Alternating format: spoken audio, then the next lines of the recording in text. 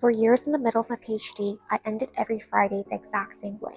I closed my laptop, I walked to my car, and I sat there for a full minute trying to remember what I'd actually accomplished that week. Most weeks I cannot answer the question.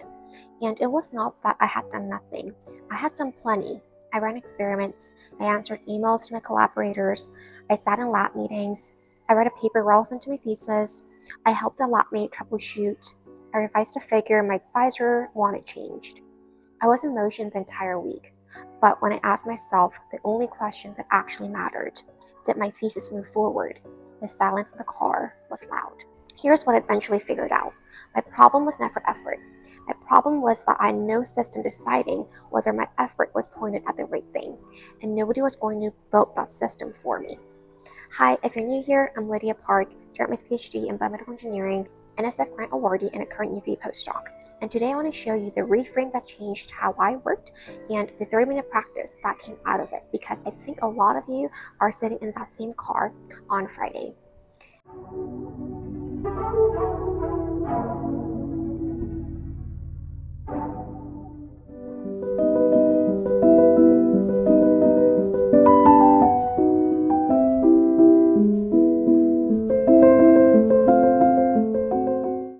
Welcome to Kingdom-Minded PhD Scientists. Let me start with a reframe because everything else hangs on it. Most doctoral students do not think they have much in common with entrepreneurs. That is a shame because a PhD is one of the closest things there is to launching a startup, and almost no one tells you that on day one. Think about what a founder actually does. They take an ambiguous high-risk project. They start from close to a blank slate. They define their own scope, their own schedule, their own strategic direction.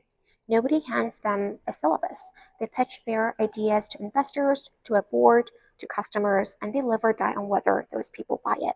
And they are the sole driver. If the founder does not push their work forward, nothing happens. There is no one behind them to catch it. Now read that back as a PhD. You were given a broad topic or no topic at all and was told to make a contribution. You define your own scope and your own daily schedule. You pitch your ideas to your advisor, to your funding committee, to peer reviewers. And those people are basically your investors, your board members, and your customers. And you are the sole driver. If you do not push the thesis forward this week, it will not move. Advisor is not your manager. Your committee meets once a year. The work is yours. So here's the right definition I want you to sit with. You are not a PhD student. You are the founder and CEO of a research venture, and its only product is a piece of knowledge that did not exist before you made it. And I know that is hard to hear. Most of us who ended up in doctoral programs got here because we were excellent students. We were great at consuming information and doing exactly what teachers asked of us. We wanted the structure. We wanted the rules and the deadlines and the clear rubric. And that is how we won for more than 16 years. Then you start your PhD and the rubric just disappears. And a lot of students respond by trying to be an even better student, like more reading and more of taking notes. And they end up lonely, uninspired, and directionless. And they just cannot figure out why, because the thing that used to work is now the thing keeping them stuck. Because a PhD is not more school. In K-12 and undergrad, you were a passive recipient of knowledge. You were judged on how well you consumed it and gave it back. Your grades mattered. But in a PhD, none of that is the job. No one cares about your transcript. You are not judged on consuming knowledge. You are judged on producing it. And here's the line I want you to write down. Scholars create knowledge. Students consume it. If you keep operating like a student, you will stay busy and stay stuck because you are optimizing for a game no one is scoring anymore. Before I give you the practice, I want to sit in one verse on its own terms because it is doing more work than people give it credit for. Ephesians chapter 5. Look carefully then how you walk, not as unwise but as wise, making the best use of time because the days were evil. Notice what Paul actually says. He does not say work harder. He does not say work more hours. He says look carefully how you walk. Be deliberate. Be awake to where your feet are going. And that phrase, making the best use of the time, is sharper in the Greek than it sounds in English. The word here is exagorazo. It means to buy back, to redeem, to reclaim something at a cost. The way you buy back something that had been plushed away. And the word for time here is not chronos, which is clock time, the minutes ticking by. It is kairos, the opportune moment, the window that is open now and will not be open forever. So Paul is not saying manage your calendar. He is saying redeem your windows. Buy back the appointed moments before they close because they are being spent whether you direct them or not. A PhD gives you kairos with no structure attached, rich high leverage windows, and no rhythm that forces you to look carefully at how you are walking through them. The system you are in, what I call the Babylon system, was not built to disciple you toward your calling. It was built to extract output from you. It assumes you will figure out the look carefully part on your own, and most students never do. So you have to build the looking yourself, and that is the practice. Every functioning company has a rhythm of review. A founder meets with their team every week to see what they shipped, what stalled, and what has to change. A project manager runs a retro at the end of every sprint. A small business owner sits down Sunday night and looks at the numbers. Your PhD has no such rhythm built in, so build it yourself. 30 minutes once a week, same time every week. I call it the weekly CEO meeting, and it will do more progress for you than any productivity app. 3 questions, so write them down. Question 1.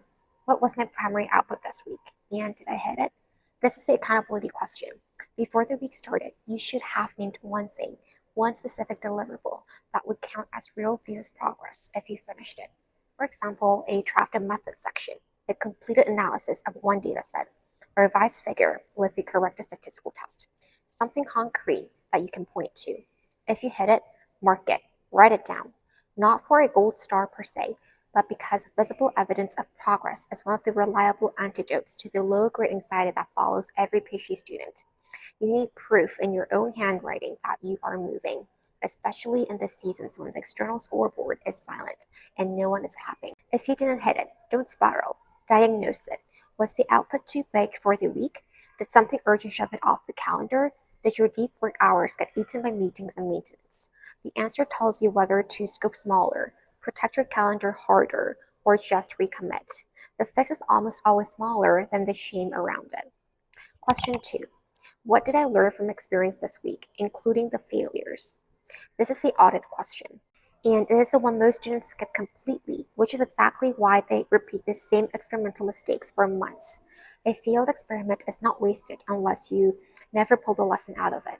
This question forces you to sit with your data honestly, not what you wanted it to say, not what your advisor expected.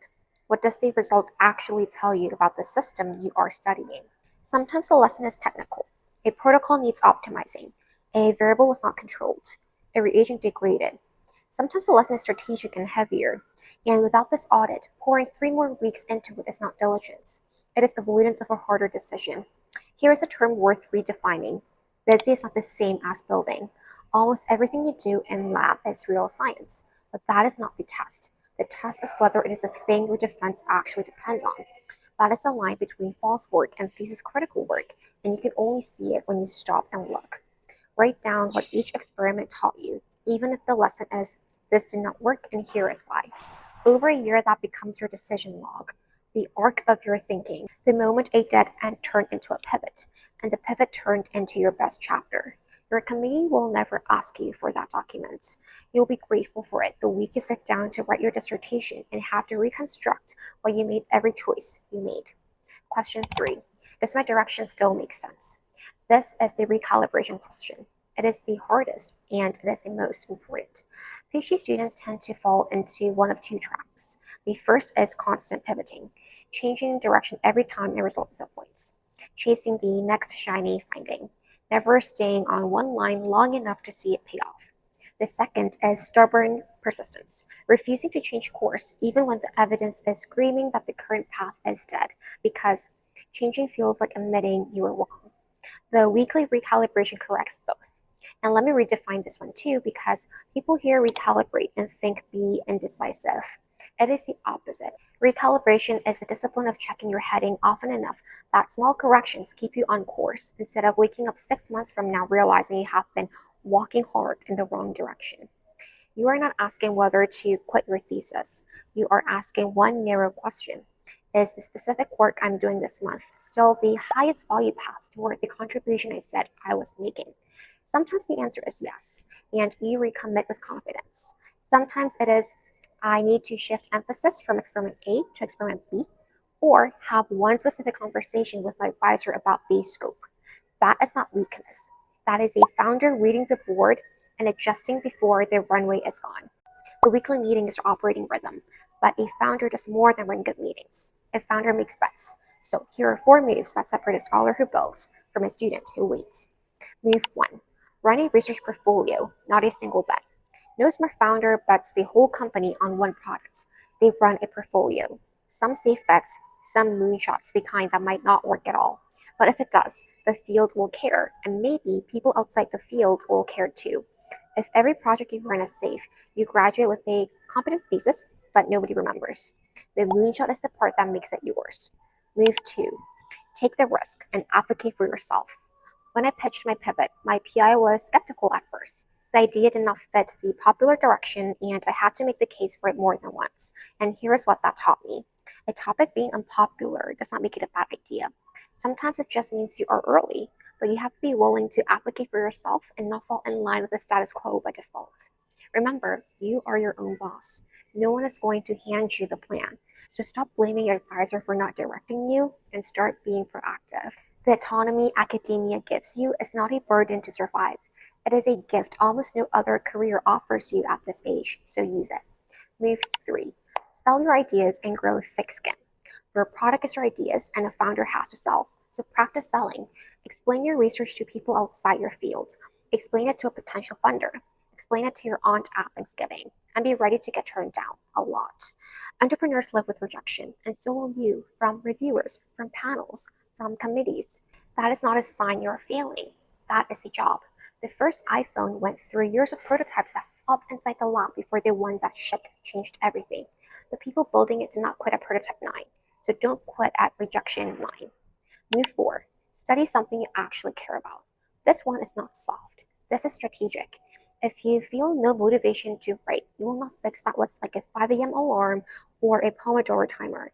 Motivation to write doesn't come from a technique. It comes from feeling like you have something important to say. So study something you care about, even if that means finding different mentors than the ones you're assigned. Caring is not a luxury in a PhD. It is fuel. And you cannot fake it for 5 years. 4 moves: run a portfolio, advocate for your bet, sell and take the hits, and care enough to have something to say. We make this concrete because a framework that does not change your Sunday is just a nice idea. This week, block 30 minutes. Sunday evening works, but pick a time you can actually keep and put it on the calendar like it is a meeting with someone you respect, because it is. Open your notebook. Answer the 3 questions about the week that just ended. Did I hit my primary output? What did I learn, including the failures? Does my direction still hold? Then do the one move that makes the whole thing compound. Before you close your notebook, name next week's primary output. One deliverable, specific enough that on Friday you can say yes or no with no wiggle room. Not make progress on my thesis. That is not an output. That is a fog. Run the essay that tells me if aim 2 is alive or dead. That is an output, because you can grade on it. That is the entire practice. 30 minutes, 3 questions, 1 named output for the week ahead.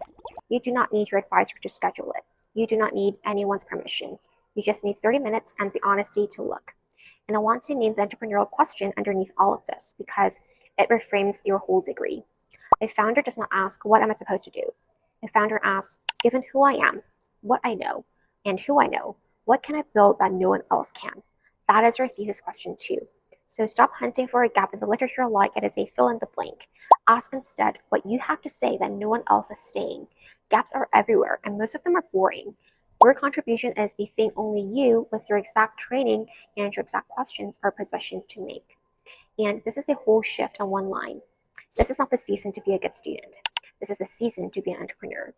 And here's the truth underneath even that. Founder is the great posture, but it is not the deepest one. Reviewing your work every week is not self-optimization. It is stewardship. You were given an assignment, a field, and a question to ask. A season of training that God ordained for you and did not give to the person next to you. Looking honestly at what you were given and asking whether you are using it well is not productivity culture. This is faithfulness. Proverbs 21:5 says it plainly. The plans of the diligent lead surely to abundance, but everyone who is hasty comes to poverty. Diligence in scripture is not the same as busy. The hasty person is moving fast, but going nowhere. The diligent one plans, reviews, and adjusts. The abundance is promised to the one who looks carefully at how they walk.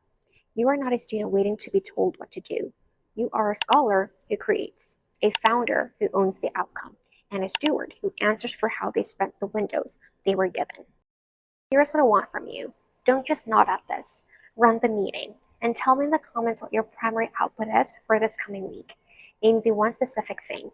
Putting it in writing where I can see is its own kind of accountability, and I read them. If you want the exact template I use for this, the free weekly Apple Planner is linked in the description. And if this is the kind of strategy you want more of, faith and research execution in the same place, subscribe so you do not miss the next one.